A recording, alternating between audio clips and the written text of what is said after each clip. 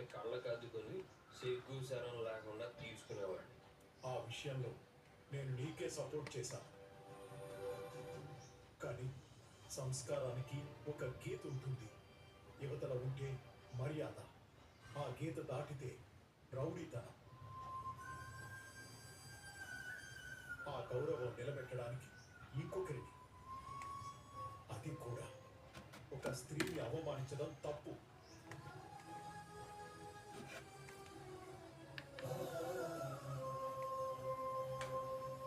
అయ్యా గుర్రం ఎక్కొచ్చినట్టున్నారు. ఈ మధ్య మానేశారు కదా అనుకున్నాను. అబ్బే, ఏదో వంక ఇన్నాళ్ళు దొరకలేదు, ఇప్పుడు దొరికింది దొరడానికి. కుక్కతోక వంకరే కదా. నీకు మనుషులను మాటలనేది సరిపోలేదా? కుక్కల జోలికి ఎందుకు వెళ్తున్నావు? దాని తోక వంకరోటే నీకెందుకు, తినగా ఉంటే నీకెందుకు? ఏం జరుగుతుంది ఇక్కడ? రే నీకెందుకురా? రేయ్, నేను టైడ్ అయి పడుతున్నాను, నాకే కదా డిస్టర్బెన్స్. రే ఎవరేమైపోతే నీకెందుకురా? నీకు రూమ్ ఉంది, దానికో తలుపు ఉంది, మూసుకొని పడుకోవచ్చు కదా. అనవసరంగా తాగొచ్చి వాగుతున్నావు. మీనా, బాలను తీసుకెళ్ళు. రండి. ఏంట్రది ఇది? వాళ్ళు మళ్ళీ తాగొచ్చాడు, మళ్ళీ గొడవలు పెరుగుతాయి. డబ్బుడమ్మా, నువ్వు మాట్లాడగమ్మా. ఇది మీ అత్తగారి ఇల్లు, ఇక్కడ ఏం జరిగినా మీ ఇంట్లో చెప్పాలా?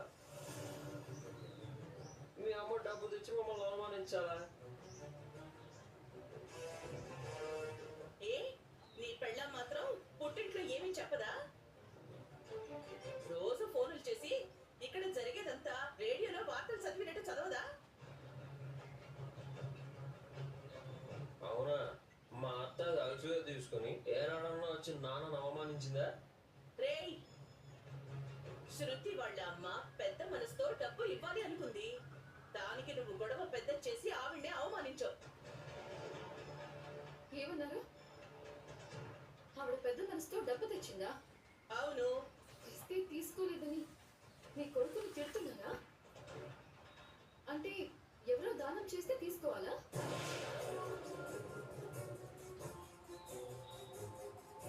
చందాలిస్తే చేతులు చాపాలా?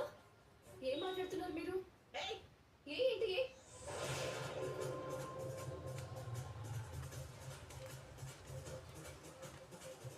ఆవిడ డబ్బులు ఇస్తే తీసుకోమని మాత్రమే చెప్పాలి. ఏమన్నారో వినలేదా? వాళ్ళ ఆయన లోన్ ఇవ్వకపోతే మావయ్య ఇల్లే కట్టేవారు కాదంట. ఆవిడిచ్చిన 5 లక్షలు తీసుకోకపోతే రూమ్ ఎన్నటికీ కట్టరంట. మీరు ఆవిడని సమర్థిస్తున్నారా? మీ పెద్ద అబ్బాయిని ఎవరైనా ఏమనంటే రోహిణి ఊరుకుంటుందా? ఊరుకుంటావా రోహిణి?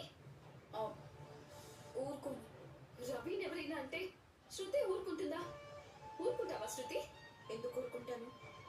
విన్నారా? మరి మావయ్యని ఆవిడంతా అవమానిస్తుంటే మీరెందుకు ఊరుకున్నారు?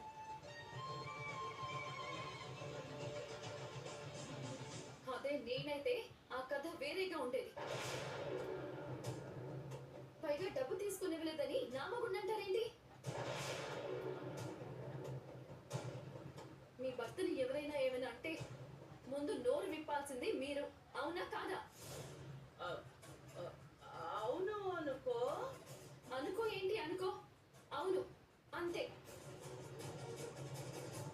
నా భర్త వద్దని చెప్పిన పద్ధతి మీకు నచ్చలేదు, కానీ ఇంతమంది ఉన్నా చేయలేని పని నా భర్త చేశాడు.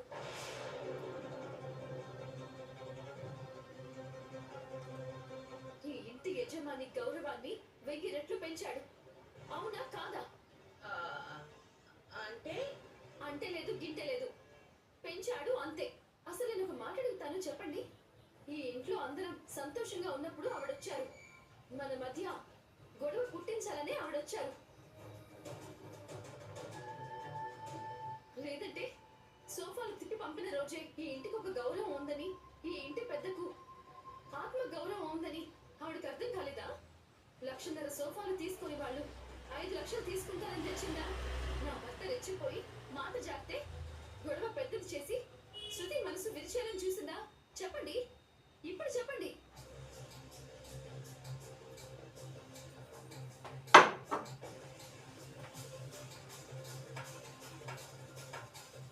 ఇవే వద్దలేదు. శృతి, నా చెల్లెల్లాగా అనుకుని ఒక ప్రశ్నకి జవాబు చెప్పు. నీ పుట్టింటి డబ్బు తీసుకుని మావయ్య రూమ్ కడితే అది నీకు గౌరవమా? నీ భర్తకి గౌరవం ఆలోచించలేదు మీనా. నువ్వు చెప్తుంటే కరెక్టే కదా అనిపిస్తుంది. ఏ రోహిణి, మా ఆయన తాగొచ్చి వాగాడా? ఏం వాగాడు? తండ్రి మర్యాదని నిలబెట్టాడు. ఈ ఇంటి మర్యాద తాగినంత మాత్రాన పోదు. పెళ్లిలో నుంచి 10 మందిలో నుంచి మామయ్య కష్టార్జితాన్నంతా ఎత్తుకుపోయి 10 మందిలో ఆయన్ని తలదించుకునేలా చేస్తే పోతుంది.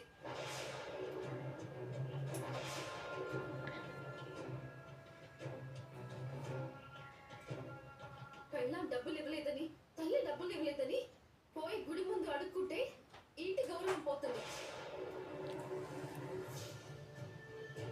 మీ ఆయనకి ఇబ్బంది అయితే మీకు రూమ్ ఉంది, దానికో తలుపు ఉంది. తలుపు మూసుకుని పడుకోమని చెప్పు. బిజినెస్ మ్యాన్ అయితే షాప్ లో చూసుకోమను. ఇంట్లో 3 కొడుకులు సమానమే. రోహిణి మాత్రం ఏమనిందమ్మా? విన్నావా ఎలా మాట్లాడుతుందో? నేను మీతో మాట్లాడడం లేదు. నా భర్తని తీసి పారేసినట్టు మాట్లాడొద్దని అందరితో చెప్తున్నాను. ఏ రవి, మీ అత్తయ్య గారు వచ్చి అలా మాట్లాడుతున్నప్పుడు నువ్వే సమాధానం చెప్పి ఉంటే మీ అన్నయ్య జోక్యం చేసుకుని మాట్లాడాల్సిన అవసరం వచ్చేది కాదు కదా? నిజమే వదిన, నాకు నచ్చలేదు, కానీ ఏం మాట్లాడాలో తోచలేదు. అందరూ మాట్లాడరు. మా ఆయన్ని దోషిలా నిలబెడతారు. తల ఒక మాట అంటారు. నిన్ను శృతిని బయటికి పంపాలని చూసేవాడే అయితే ఆ రోజు ఆయన అనుమతిస్తేనే నేను మిమ్మల్ని ఇంటికి రానిచ్చాను. తర్వాత గొడవై మీరిద్దరూ చెరొక చోట ఉంటే ఇద్దరిని ఇంటికి రమ్మన్నారు.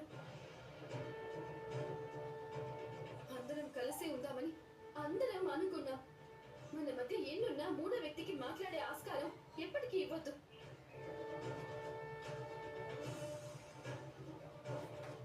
మావయ్య గారు, నేనేమైనా తప్పుగా మాట్లాడుంటే నన్ను క్షమించండి మావయ్య.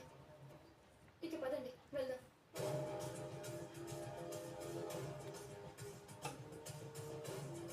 నీకు నోరు తెరిచే హక్కు లేదు. మొయ్.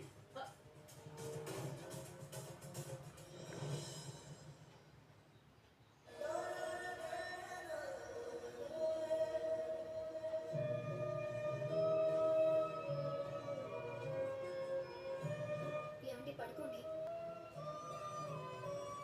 మంది ఎక్కువైందా? బాధ ఎక్కువైంది. మావయ్య కోపం ఏం పెట్టుకోలేదుగా? కొట్టాడుగా. మీ నాన్నేగా. మా నాన్న నన్ను కొట్టాడు. మీ అమ్మ నిన్ను కొట్టిందా? మా అమ్మ నన్ను కొట్టడానికి నేనేమి కనపడిన వాళ్ళందరినీ కొట్టడానికి ఊరుకను. ఆడలేదు, మగ లేదు. కోపం వస్తే ఇంగితం మర్చిపోతే ఎలా? కింద అందరికి క్లాస్ పీకాక పైన నాకు క్లాస్ తీసుకుంటున్నావా? అందరి ముందు నేను మిమ్మల్ని వెనకేసుకుని రాలేదు. ఆవిడ మావయ్య గారు అన్నమాట తప్పు అన్నాను. కానీ ఒక ఆడ మనిషి మీద, అందులోనూ ఇంటి వియంకురాల మీద అలా ఆవేశంగా వెళ్తారా? నిలబెట్టి గేటేస్తాను అంటారా? అయితే ఆవిడన్న మాట మంచిదేనా? అదే ఇప్పుడే నేను తప్పని చెప్పాను. మరి తప్పు చేసింది కాబట్టి అన్నాను. ఏ మావయ్యకి గట్టిగా సమాధానం చెప్పే జ్ఞానం లేదా? నేను జోక్యం చేస్తున్నాను. మా నాన్న నన్ను కొట్టాడు. ఇందాకే ఏడ్చారు. మా నాన్న నన్ను కొట్టాడు.